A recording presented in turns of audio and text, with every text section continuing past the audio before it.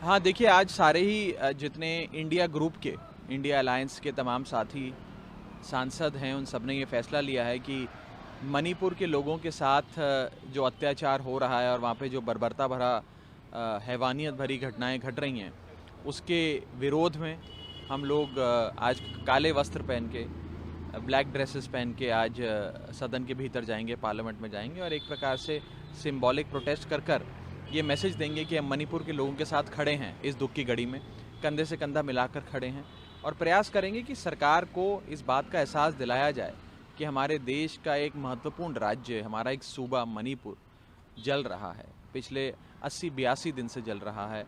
सरकार से विनती है कि बचा लो मणिपुर को, अपनी संवैधानिक जिम्मेदारियां निभाओ। अनुच्छेद 355 और अनुच्छेद 356 का पालन करते हुए मणिपुर में केंद्र सरकार की जिम्मेदारी बनती है कि शांति भाईचारा बहाल करे और आज की जो वहाँ सरकार है उस सरकार को बर्खास्त करे, मुख्यमंत्री को अनसेरेमोनियसली सैक करे। आज क्या विजय चौक तक प्रोटेस्ट करेंगे आप लोग, ऐसा कुछ? देखिए, अभी 10 बजे हमारी बैठक है।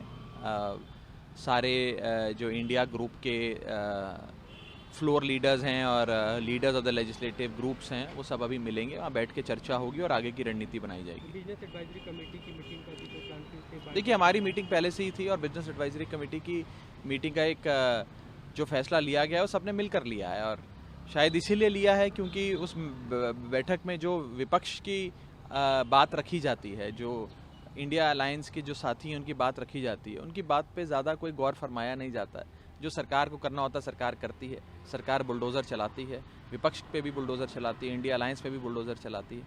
तो जब सरकार को सुनना ही नहीं तो फिर खाना पूर्ति के लिए थ्योरेटिकल एक्सरसाइज करने का कोई औचित्य नहीं रह जाता। कल सदन में काफ़ी हंगामेदार बहस हुई थी, स्मृति ईरानी खासकर उन्होंने बहुत कुछ बोला मणिपुर को लेकर, एक तरह से राहुल गांधी पे निशाना साधा, राहुल गांधी के कारण। देखिए, मैं तो बड़ा आश्चर्यचकित हूँ ये सुनकर कि आज असंवेदनशीलता भारतीय जनता पार्टी की इतनी बढ़ गई है कि एक केंद्रीय मंत्री खड़े होकर संसद भवन के भीतर अपनी निर्धारित जगह से खड़े होकर संसद के अंदर औपचारिक बयान ऑन रिकॉर्ड ये कहती हैं कि मणिपुर राहुल गांधी जी की वजह से जल रहा है, राहुल गांधी ने मणिपुर में आग लगा दी, राहुल गांधी जी की वजह से आज मणिपुर में ये हालात बने हुए हैं। मैं तो समझ नहीं पा रहा हूँ क्या बयान दे रहे हैं, कैसे दे रहे हैं। क्या राहुल गांधी की सरकार है मणिपुर में? क्या राहुल गांधी देश के प्रधानमंत्री हैं? क्या इंडिया अलायंस की सरकारें चल रही हैं दोनों जगह? बीजेपी की सरकार मणिपुर में, बीजेपी की सरकार केंद्र में, डबल इंजन वाली सरकार चल रही है, लेकिन मणिपुर जल रहा है किसी एक विपक्ष के नेता की वजह से। मैं हैरान हूं, परेशान हूं ये बयान सुनकर। क्या मतलब है इन बयानों का? क्या रखा है इन बयानों में? ये क्यों दिए जा रहे हैं? ऐसे बयानों से मुझे लगता है कि देश के हर नागरिक को ठेस पहुंचती है कि सरकार वास्तव में गंभीर ही नहीं है समस्याओं को लेकर। और ये सिर्फ एक राज्य की समस्या नहीं है। उनकी इस बयानों से ये समझ में आता है कि उनको इस देश की किसी भी समस्या से कुछ लेना देना ही नहीं है।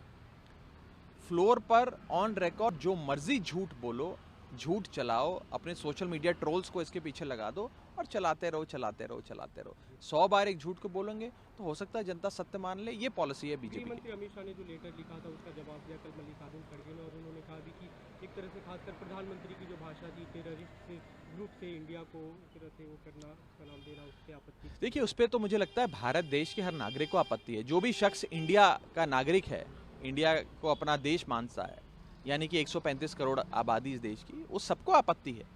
क्या इंडिया को एक अंग्रेजों की लुटेरी कंपनी के चश्मे से या एक आतंकवादी संगठन से देखना सही है?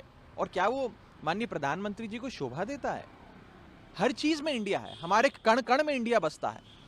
Government of India, prime minister of India, constitution of India, Indian army, Indian air force, Indian navy, make in India, startup India, digital India, खेलेगा इंडिया, बढ़ेगा इंडिया, बढ़ोगा, सारी चीजों में इंडिया है। अब क्या ये इंडिया शब्द को भी निकाल लेंगे?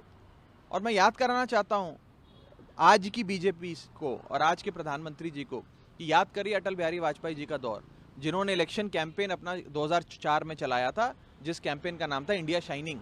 क्या अब आप इंडिया शाइनिंग पे भी प्रश्न चिन्ह खड़ा करेंगे? एक अंतिम सवाल, आप लोग नो कॉन्फिडेंस मोशन की तैयारी कर रहे हैं, उसका प्रस्ताव दिया गया है, लेकिन कल प्रधानमंत्री ने खुलकर कहा कि हम तीसरे टर्म की उन्होंने बात की और उन्होंने कहा कि तीसरे टर्म में इंडिया 3 ट्रिलियन। देखिए, जो बात कल कही गई कि भारत देश दुनिया की तीसरी सबसे बड़ी अर्थव्यवस्था बनने जा रहा है, ये एक अरिथमेटिकल इनएविटेबिलिटी है, यानी कि ये होना निर्धारित है।